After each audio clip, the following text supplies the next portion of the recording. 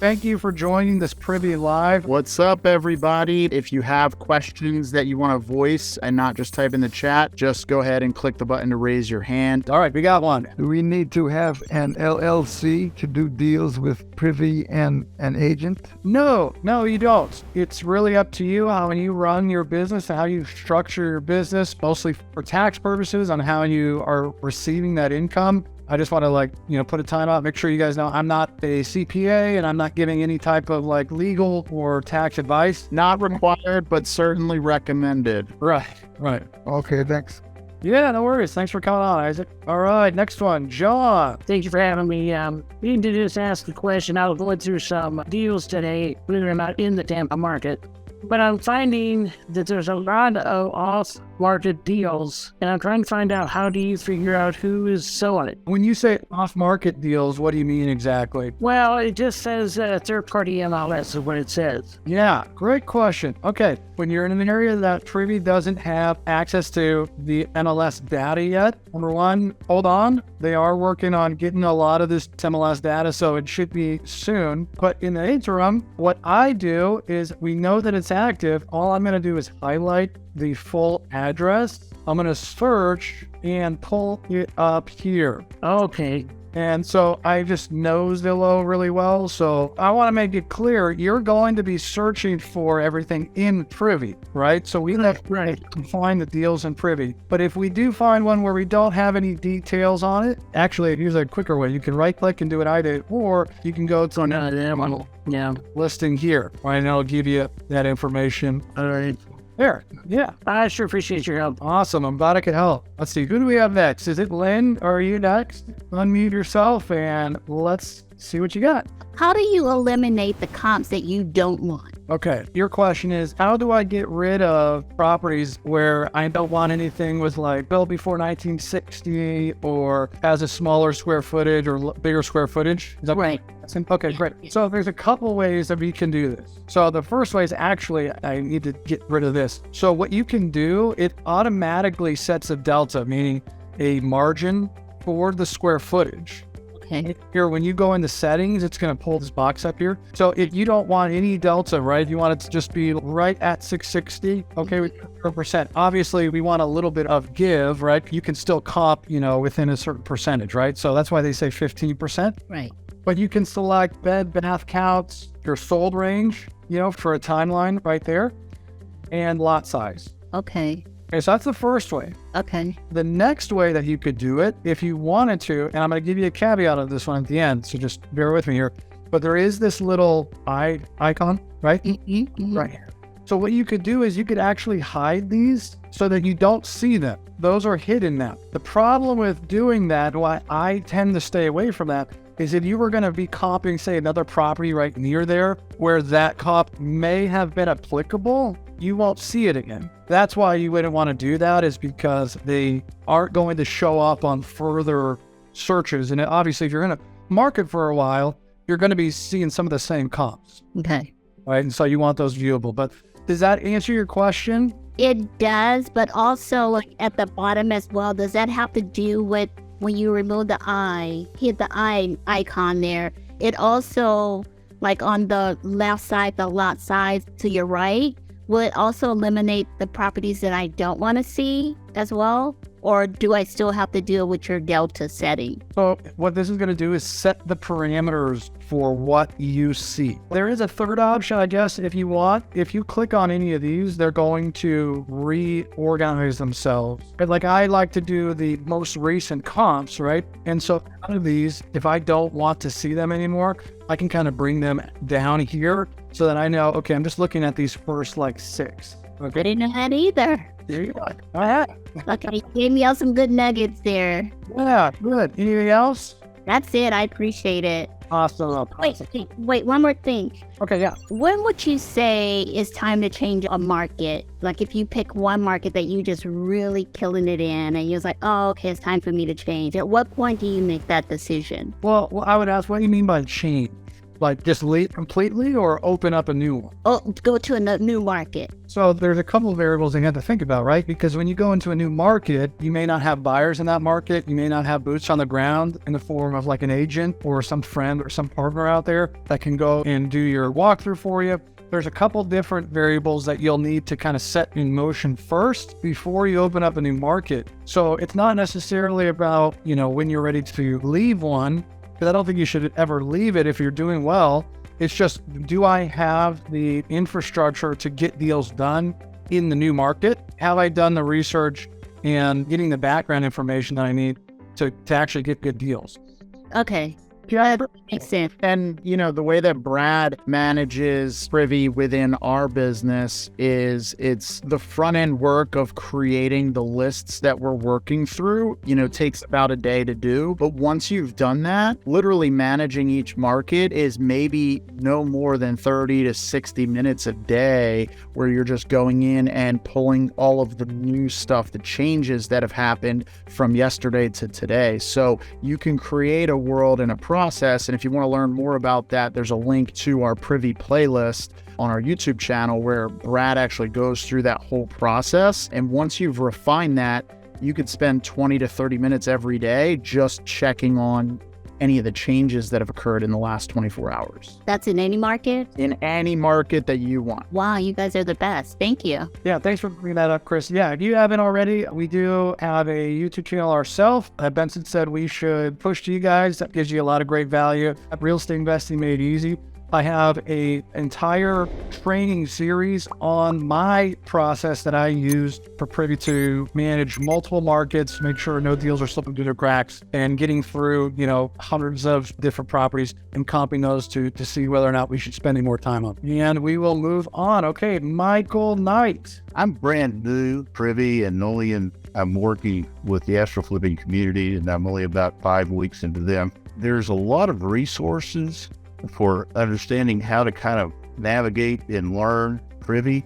Question kind of deals with sequencing. I don't know really where to start, what to pick first, what to watch. I think some people are wanting to hop on and turn a deal tomorrow. I'm a little bit more interested in learning how to use this system well and then get going. So can you kind of give me a little bit of a roadmap of what I might want to start watching? Give me some idea along those lines, please. Yeah, absolutely. I think we just answered it, but I want to make sure I push Privy's channel first because obviously to learn how to use it functionally and all the bells and whistles is going to be through Privy's YouTube videos.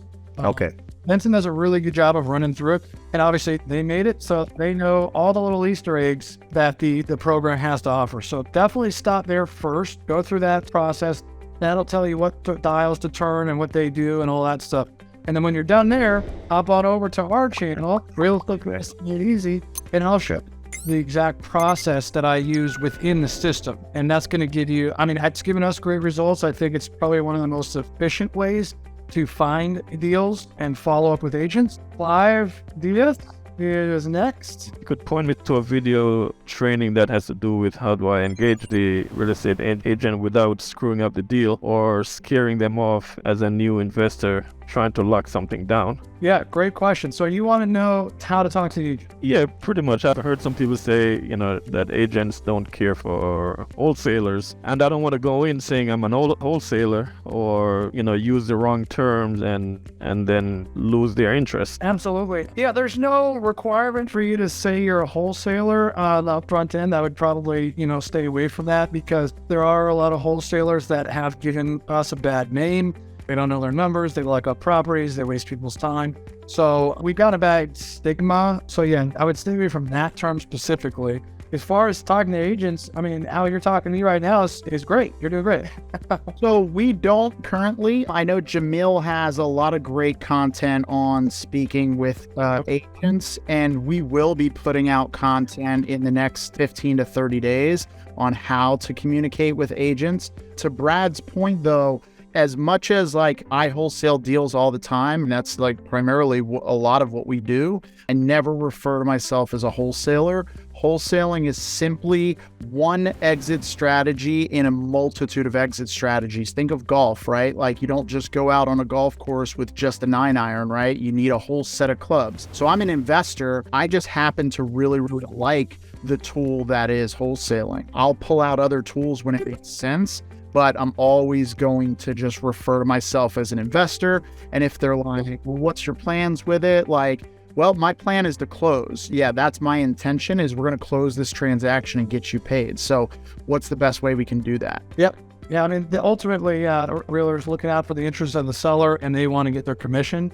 So as long as you make them feel comfortable, like you're not like dodgy on the phone, I would say the best advice is just to be calm, just be cool. You know what I mean? So one of the strategies that I was thinking of employing, and I don't know if it'll work well here, but if I'm going to approach an agent, I would be approaching as a cash buyer if I'm planning to do what I think I want to do, double closure, what's called double closing, it's called, I believe, where I would come in, I guess, with the agent having the understanding that I am the buyer, and I would have lined up my end buyer by the time of closing. Is that something that some people do, or? Yeah, double close, sure. Absolutely. Okay. Yeah, so what you're going to be doing that is closing on the property yourself, and then immediately there's another transaction that's going to happen, right after that, maybe a day later, where your buyer is buying the property from you. Right. So with transactional funding, like same day funding type thing. Yeah, you would definitely want to trust that buyer because you were on the hook until that second transaction closes. So I would have done a deal or two with the prior to doing a double close with them. There's specific reasons why you would, as opposed to just assigning it. Are you in a state that it's illegal or you need a license to assign? I don't believe so. I'm in New Jersey, but I'm first looking in New Jersey, but I am open to looking outside of New Jersey. I think an assignment would probably just be the easiest way, because when you double close, you also are paying 2 sets of closing costs. It would probably just, assignment's going to be your easiest, cheap way. Okay, so if I'm going to be doing an assignment, then my agent would need to know that up front. And when I put out my offers, my letters of intent, in the additional terms, it says this contract is assigned up front about you able to assign it. Now, a lot of investors who aren't wholesalers assign deals. They assign them to their other LLCs, depending on the type of exit strategy they're going to use, the tax implications of that, and siloing their financials. So necessarily an immediate that you're a wholesaler because you want to assign the contract. I rarely get pushback, and if I do, it's a quick conversation like, hey, I don't know what our exit strategy is going to be on this. Per the instruction of our CPA, we just need to be assignable, so at closing, I can assign it to the entity that will be closing. Okay, sounds good. All right, awesome. Thanks. You got it, Clyde. Thanks a lot. All right, next, Donovan, right? Yes, Donovan. Hey, Donovan, what's up, mate? How you doing? So I closed a few deals. I'm in Fort Lauderdale. I've been hearing like certain people, when they go into different markets, they would use a buyer's agent pretty much to put their offer in to fair property that's listed. Now, I've been taught that it's best to go directly to the listing agent because they're kind of incentivized because they can represent both sides. For instance, here in Florida, I have the Florida FAR bar application. Contract, the cash contract. The contract, that has this contract. I know how to fill it out. So I would just fill it out and send it directly to the listing agent, that way they can represent both sides. So is it best because I do want to maybe sometime go out of Florida to another market, is it best to do it, since I don't know that state, whatever will be their contract, to have a buyer's agent do it, or just go straight to the listing agent and tell them to fill it out? That's a great question, Donovan. So his question, if you guys are here, is it better to go straight to the listing agent and have them write your offer, or come with a buyer's agent? I've got 2 options for you and pros and cons of each.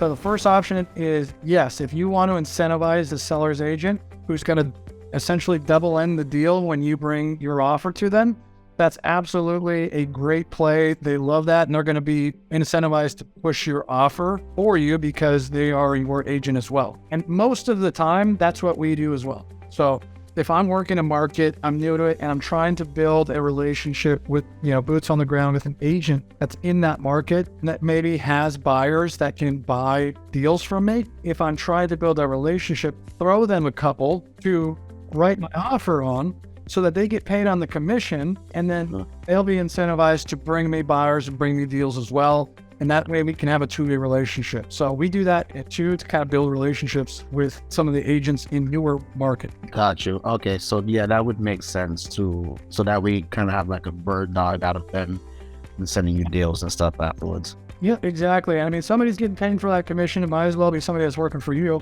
you know? Yeah, exactly. Okay, makes sense. And one more other question. Yes. I normally would use my phone to fill out the file bar and email it or send it to the agents. What are you guys using as far as to send the offer out? You just telling them to do it, or do you send it yourself to them, the contract? Okay, that's a good question. My process is volume driven. So I'm getting out tons of offers, and I use a mail merge site called Mail Meteor. Once I have a list of properties, I'm going to send out, 50, 100 offers at one time, and then I can set them in a follow. If I'm doing that, I'm just going to be sending out the terms of my offer in an LOI in the body of an email. Oh, okay. I'm just sending out an email, and then when they respond, I'll either get on the phone with them or whatever comes next after that. If they want to write the offer, they can take all the terms that are in the email body and just put them for state contract on it. Got you. See, that's where I was kind of getting caught up, because I'm like, man, I need to do at least 15, 20 a day. And I'm like, I'm used to just doing it on my phone. So Yeah. Check out our channel, because like with the volume, we've done it both ways. I think the way that I do it is best, for the volume. I'm gonna check it out. Check it out, man. Yeah, awesome. I Yeah, appreciate you. Great way, right? Like there's the shotgun approach and the sniper approach, right? We go the shotgun approach, others go the sniper approach. One way isn't wrong and one way isn't right. It's just a matter of what you're trying to do, how much time you have in the day. Our thing is get a volume out as quickly as possible and then deal with the agents that respond to us, right? Like, if I just message 5 people and none of them respond to me, well, all that time, energy, and effort to send it out to those was wasted. Whereas if I send it to 100 and 5 people respond, and it took me the same amount of time because I'm doing the shotgun approach, then, is more valuable. Okay, got it. I'm gonna check out you guys' channel and try and get that process, because that's pretty much what I'm lacking, is like a process of getting out multiple offers at one time. I was just going to say, if you guys are looking to scale, you want systems and processes laid as a foundation, right? And that's kind of what we all about with. So Yep. And then also we're constantly, so be engaged on the YouTube channel as well, because people put questions and comments and things that they're looking for that we don't currently have. Like that's how we determine, the content that we're going to put out when people are putting in the comments what they want to see. So Got it. Okay, most definitely. I appreciate you guys. yeah, thanks, Donovan. All right, I want to make sure I get to everybody, and I know we got a lot of questions. So I think Nancy. Oh, hi, Brad. I have a couple of questions. Number one, I guess we can use this example right here on the screen here. The Silverjack property is 1 bedroom and 2 bath, but if you look at comps, they're like 3 bedrooms and they're totally off. So if I send these to my buyers as it comes, how will they talk about it? I mean, how will they feel about it? Because this is not right. This is like 1 bed, 2 bed, and look at the rest of the comps, 2, 3. Some of them has a garage and all that. So is that my buyers gonna accept this as a true comp, or is this something we can do, change the comp, or what do you do in this case?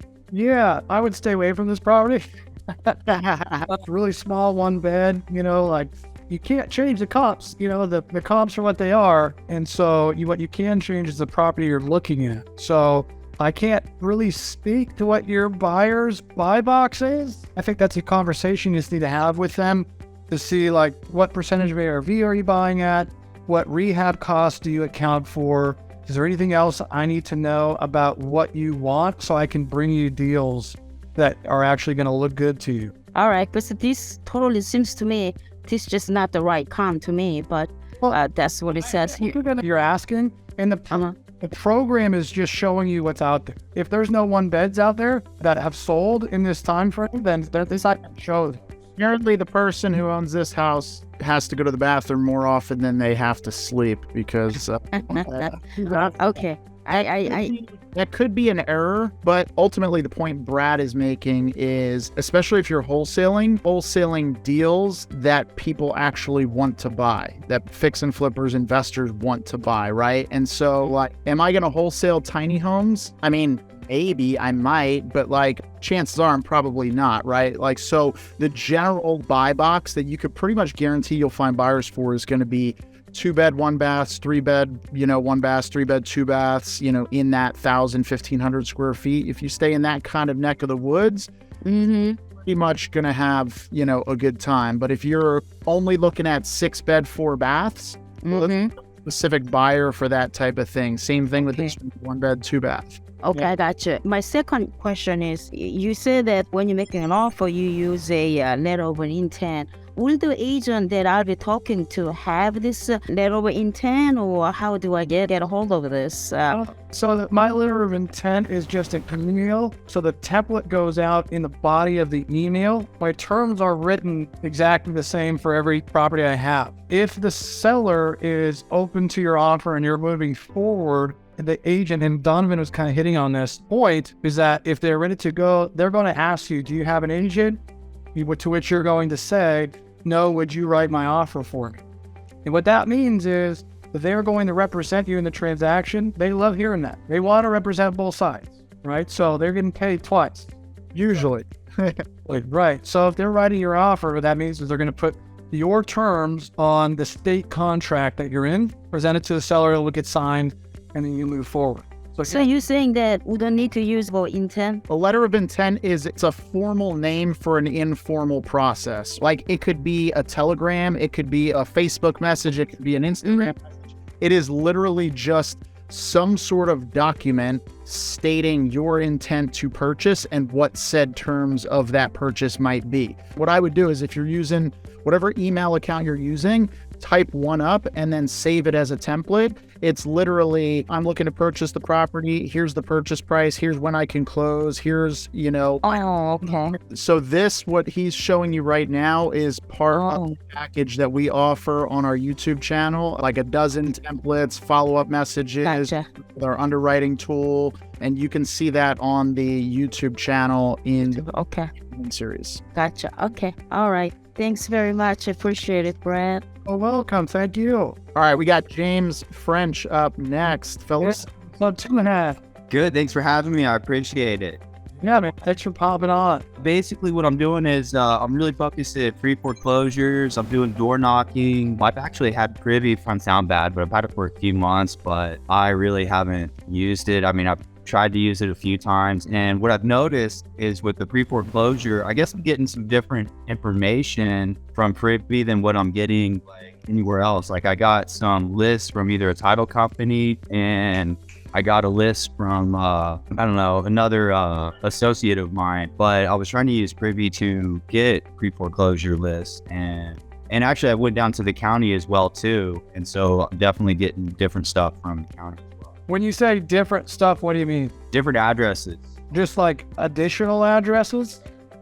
Yeah, and I understand that more of the addresses are popping on because of everything that's happening, and probably because memorandums and all that good stuff. And, everybody's timeline's a little bit different with the banks and stuff like that. But just know, so because of the way pre-foreclosure works, and it all comes down to how data is updated, everybody has this grandiose notion that, like, hey, everything is digitized now, and it's literally the moment it happens, it like updates everything.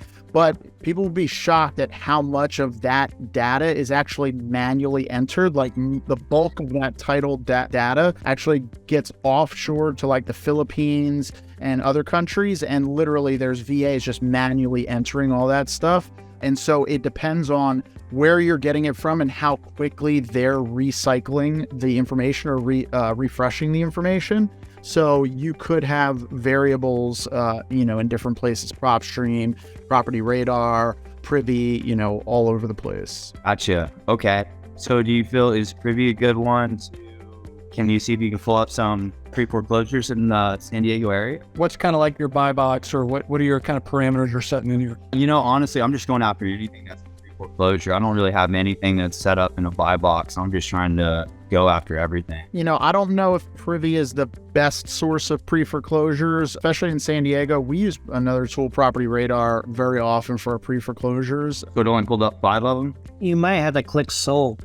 because it could have been in someone's possession for a while. Yeah, he's absolutely right. So I'm not pulling it up correctly because I'm usually looking for on-market stuff. So, And maybe that's what was going on with me, because I don't think I hit the sold as well too. And I was going back and forth, and I was hitting the pre-foreclosure. I did hit foreclosure, like I did them separate, and I did get well. So it looks like the filters you're going to need. I mean, you can deselect condo and attach. I just had it to pull up more.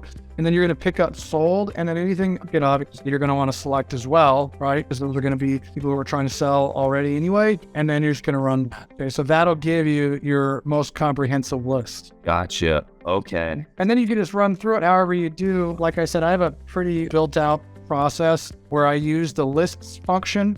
I work out of lists.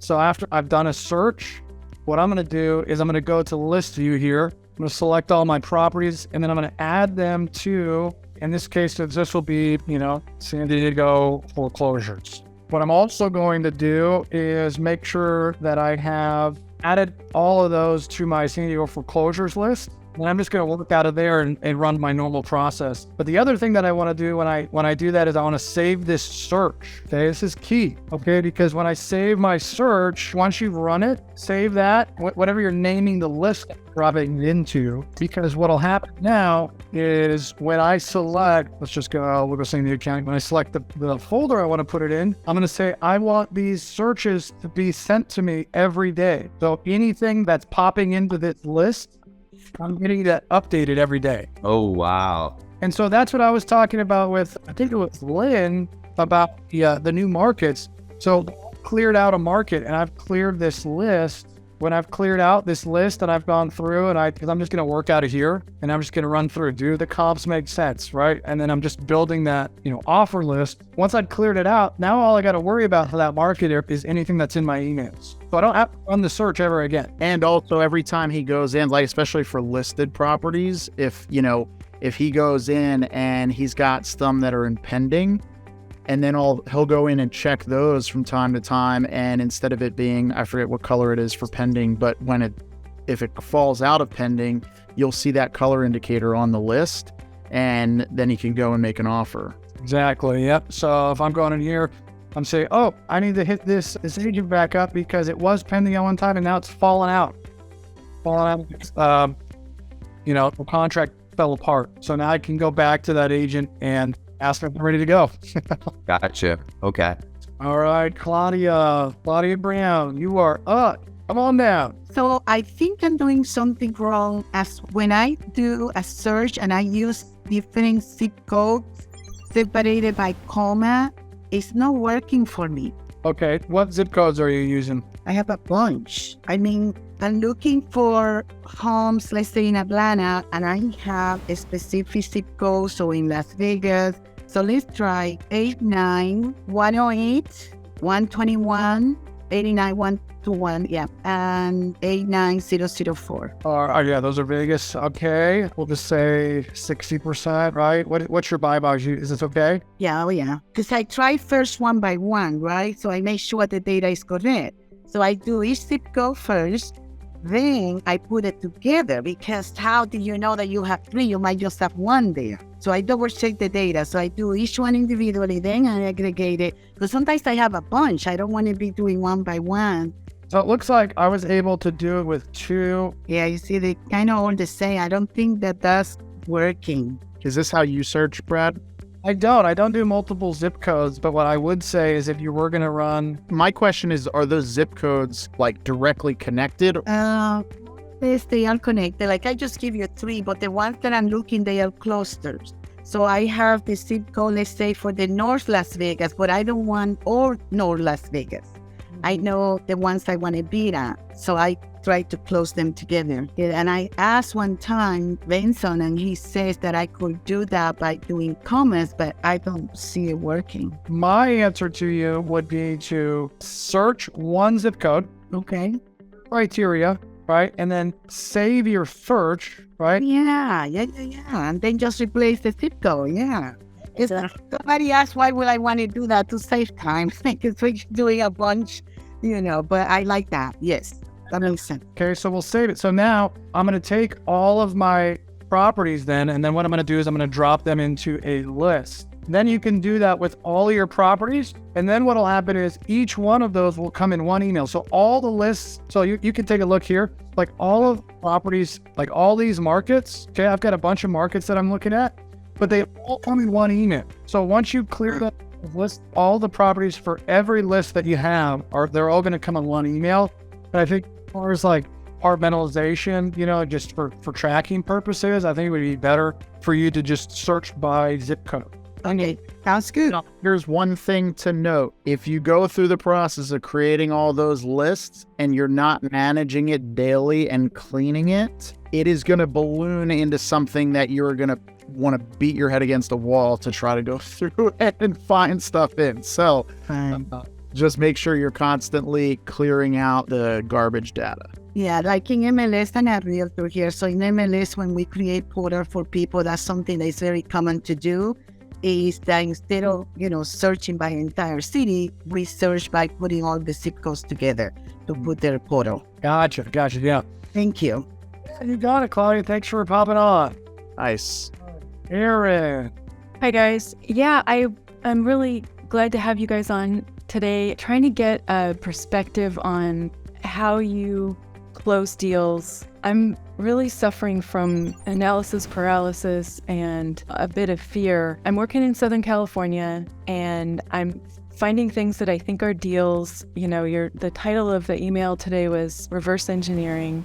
And that's what I've been trying to do. I'm contacting buyers. I have people who are buying in volume. I feel like I have strong buyers, but at the same time, I'm afraid to get something under contract and have the buyers either not respond or tell me it's not a good deal. And I'm analyzing these deals up one side and down the other. And then next thing I know, I'm not even sure it's a deal. And so I don't take action. And so what I was thinking is if I had a good relationship with some buyers where I could go to them ahead of time and just say, hey, it's for sale on the market. Would you be interested? But I'm kind of worried about having them say, don't bother, until you have it under contract. Don't waste my time. So how do you guys work around that? I'm going to answer quickly, but I know you got probably a longer, better answer. So the best answer that I have is to talk with your buyers. Like you want a good relationship with them, that any good relationship is communication. So don't be afraid to talk with your buyers because you're a resource to them, a really big resource to them, because you're going to be bringing them deals on a silver platter, right? So as long as your numbers are good, and you bring these deals in, they're going to make money. Everybody's happy. You make money, they make money. So my first piece of advice is to talk with the buyers that you are working with to figure out, again, what percentage of ARV they're buying at, what rehab cost they're working with per square foot, right? Because they're going to have a back of the napkin math for you. Like in San Diego, it's probably going to be like $50 a square foot. You said Southern California. So San Diego, just if we're doing something quick, $50 a square foot, what areas to avoid, or what areas they're specifically buying it. Okay, once you have that, I think I know what Chris is going to say, and I don't want to steal his thunder. So go ahead, Chris. Yeah, so I totally understand where you're at, and there's probably a lot of other people who are not brave enough to speak up like yourself who have felt or are feeling the same way, right? You're afraid of taking the action on one side, and also there's a fear of taking the action on the other side, right? It's like, okay, well, I don't want to lock it up because I don't want to, have this contract that I can't move. But then I also don't want to bring it to them because I don't want them to tell me it's not a deal, right?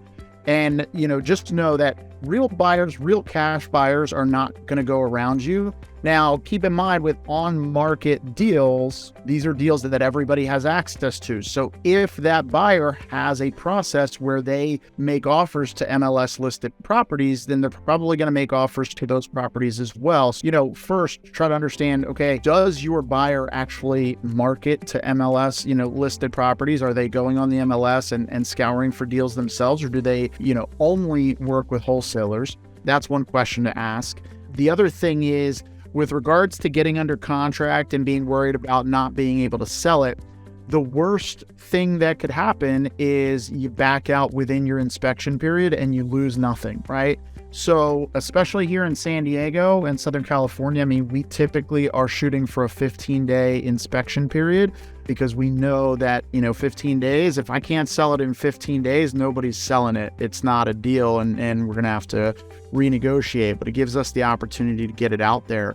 So I would encourage you that like, hey, you have nothing to lose by getting under contract for, with a 15-day inspection period.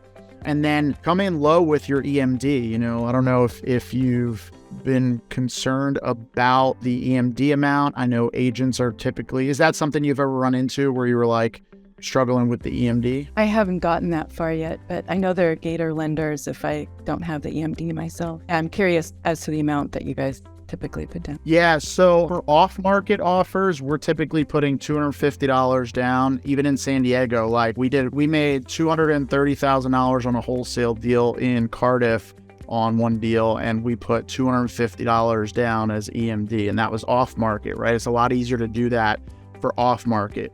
On-market, agents are typically going to say, hey, we typically are looking for, 1 to 3%. And my response to them, and, for those of you who are listening, jot this down and use this verbatim, is, they're going to say 1 to 5%. Hey, look, I totally appreciate that. I'm not a homestead buyer. We're making, 20 to 30 offers every single day. If I put 1 to 5% down on every single property that I made offers on, it would severely limit our ability to purchase properties.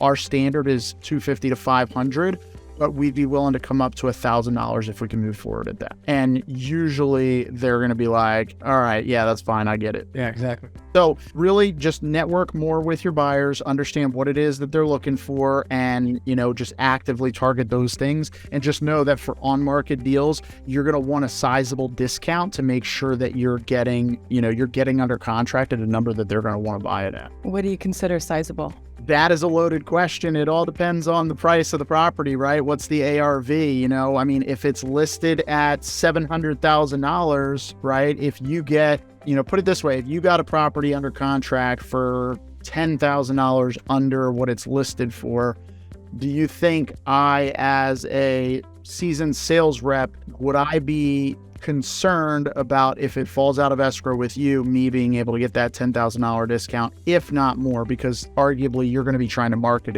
up, right? So you'd probably be selling it to me at list price. Now, if you get a $70,000 discount or a $50,000 discount, like, okay, maybe you just got the agent or the seller at the right time and they were in a good mood. And I'm like, do I really want to put in the work, the time, energy, and effort to try to get that type of a discount? That's also another conversation you need to have with your buyers. You have buyers that don't care, and if it's a good deal, the numbers pencil out, they'll buy it at whatever you're, within reason, whenever you're talking to them at, it could be 5,000 off or list, 10,000 off list. So it's going to depend on your buyers, what market, value of the property, all that stuff. Exactly. All right, Justin Birch. Hey, so I wanted to mention a little bit on the buyer question first, because like the strategy I use to make it kind of simple so you don't got to go in contract and cancel it out. What I do is, it goes off of what you said, build a relationship with the buyer where you can ask them, can I send you an address so you can tell me what you'll pay for it? Let's say the buyer says, I'll pay $250,000. Then you go back, lock it up for $230,000, and then you make $20,000 without locking it up. Exactly. Oh, yes. That's such a good point, Justin. Yeah, if you have good buyer relationships, you're doing deals, and you kind of are going to get a feel for the person when you start working with them. But if they're open to a long business relationship, then you'll feel comfortable enough for them not to snag that deal out from under you and just send out to. That's what we do with a lot of our buyers, just so we know, we can get into contract at this and we make that and everybody's happy. So that's a great point. Is there any way I could show how I use keyword search on Privy? Just go to the key search, do nationwide. If you want, just do nationwide, and then go to the keyword search. Take off all the filters. You can do all the filters, whatever, like you want. And then just go to the keywords, put owner finance, and then click on the zoning one so it adds it, and then boom, search. Now you'll have all the MLS ones with owner finance in it. Wow, I love that. What a gem. What a gem. Look at this. Let's go. Yeah, that's awesome.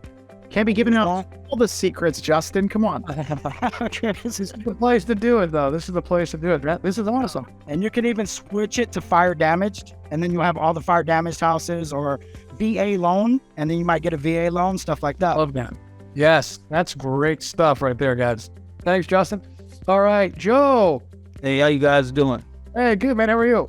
All right. Hey, I just wanted to run this by Chris real quick. Are you doing JV and cash buying? like a cash buyer? Right now, we're not doing much as far as cash buying deals. We're looking to buy creative deals. So if you got sub-2, seller finance, lease option, sandwich lease option, that type of stuff, we're doing all those types of things.